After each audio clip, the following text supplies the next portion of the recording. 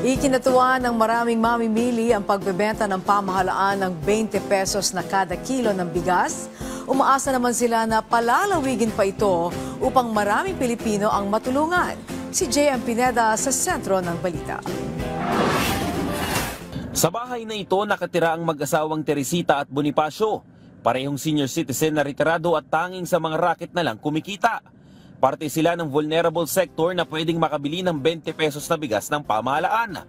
Ngayong araw, 20 kilo ng bigas ang binili nila sa halagang 20 pesos per kilo. Sa presyo daw na ito ay malaki ang maitatabi nila para sa bayarin ng kuryente, tubig at pang-araw-araw na ulam. Siyempre kaysa naman per kilo bibili na sa tindahan sir, magkano? May 60, may 65. Eh yun, bali 20 kilo per kilo lang.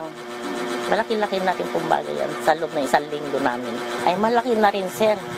Sa 5 kilo lalo na kung may maalsa din daw, malaki-laki din bagay na po yung sa isang linggo namin sa 5 kilo.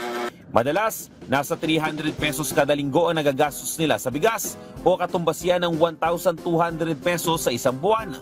Bukod dyan, ay nasa 500 piso naman ang mga bayarin nila sa bahay, gaya ng tubig at ilaw.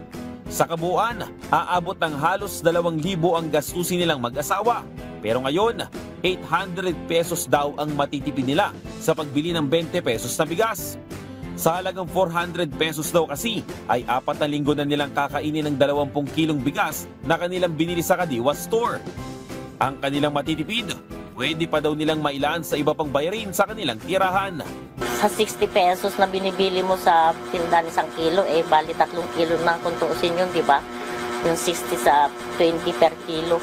Pinadagdag na lang sa tubig, ilaw, sir. Agad nilang isinaing at pinagsaluan sa tanghalian ng bigas. At ayon kay Nanay Teresita, pasok sa kanyang panlasa ang mas pinamurang bigas. Kaya panigurado daw na sa mga susunod na buwan, pipila muli siya para makabili nito. Masarap naman, walang lasa. Maalsa din.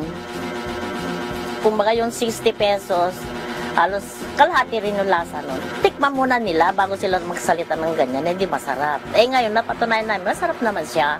Umaasa naman ang mag-asawang senior citizen at iba pang mga Pilipino na magtutuloy-tuloy ang ganitong programa ng administrasyon ni Pangulong Ferdinand Marcos Jr. Nauna na nga nang sinabi ng DA na posible nila itong palawigin sa mga susunod na buwan kung saan hindi lang vulnerable sector ang makikinabang ng 20 pesos na bigas. J.M. Pineda para sa Pambansang TV sa Bagong Pilipinas.